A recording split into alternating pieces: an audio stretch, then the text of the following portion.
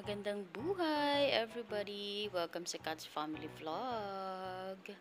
So, ito na nga guys, magpo-voice over na lang ako dito kasi nga natutulog yung anak ko.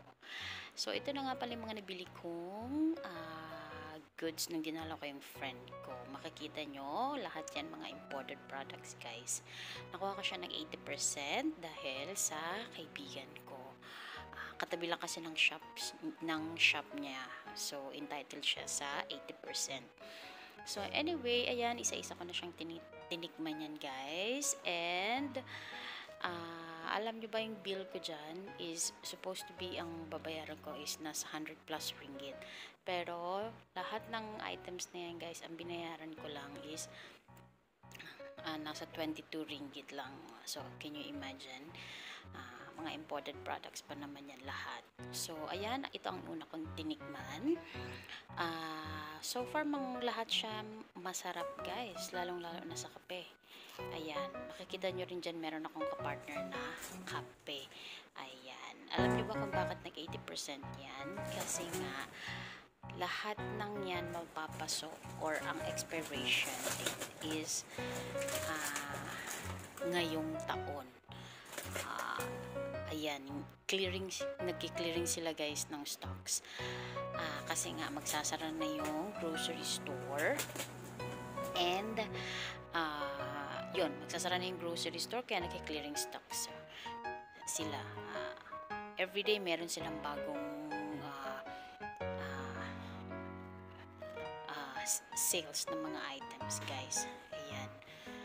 So, ayan, napakasarap guys ng mga items na yan so far. Makikita nyo, isa-isa ko siyang tinitikman. Yung iba dyan, natikman ko na. Hindi na ako nakatiis guys. Talagang tinikman ko na.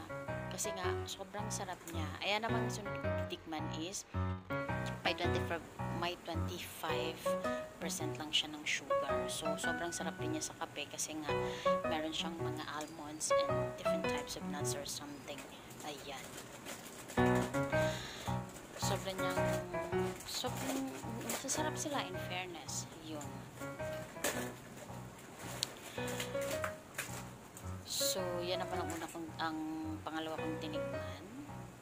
Ayan. Alam niyo ba kung bakit ako nagpo-voice over? Kasi nga yung anak ko natutulog dyan sa katabi ko lang guys. Kaya ayokong magingay at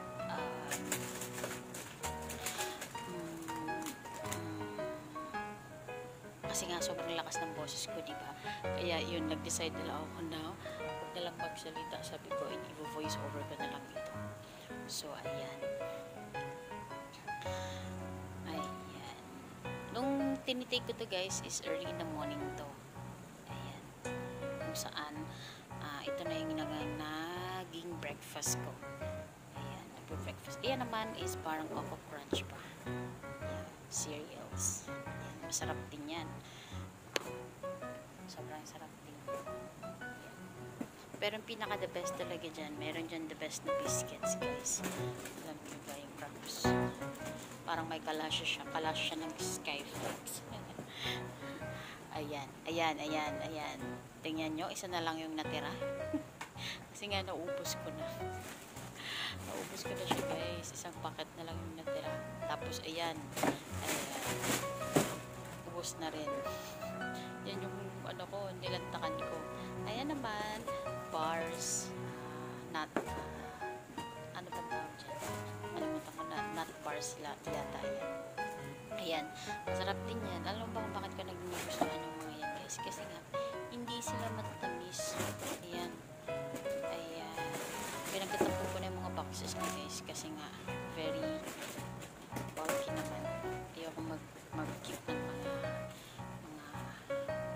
box na yan. Kaya, pinag-aalis ko na sila sa mga box. Ayan din, cereals din yan. Ayan. Kaya ako bumili ng mga ito guys. Kasi syempre, minsan sa hapon nagugutom ka, diba? Yan na lang yung gagawin mong snacks. Ayan.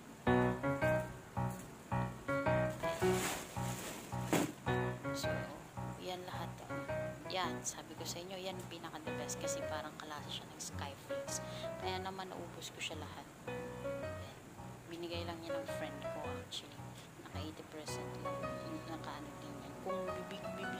normal price. Mahal din yun. Pero nakuha ko na lang siya ng 2 ringgit something, I guess. Yan. Marami pa yan guys. Meron pa dyan na yung seaweed, barbecue flavor. Sobrang sarap niya din. Yung mga noodles. Ayan yung noodles na dalawang cup noodles. Sobrang sarap niya. Masarap din siya. Meron siyang dried tsaka soup noodles. Ayan. Sobrang sasarap niya. Ayan. So ngayon guys, inuunti-unti ko yung mga biscuits na yan. Pagka nilalagay ko lang sa fridge. Kasi nga wala ako ng mga ano bang tawag doon? Lalagay ko sana sa garapon yung mga cookies, kaso nga wala akong garapon pa. Yung mga airtight. So ayan na guys, natikman na natin siya lahat. Ito pala dalawa to, natikman ko na rin siya. Ito na lang hindi ko natitikman. Yan. Oats lang naman yan guys. Tikman ko na. Ito the best. Sarap siya sa kape. Ayan, okay lang din. Ito may 25% na sugar. Ito wala talaga siya. Anyway, ito muna. At yung anak ko umiiyak na.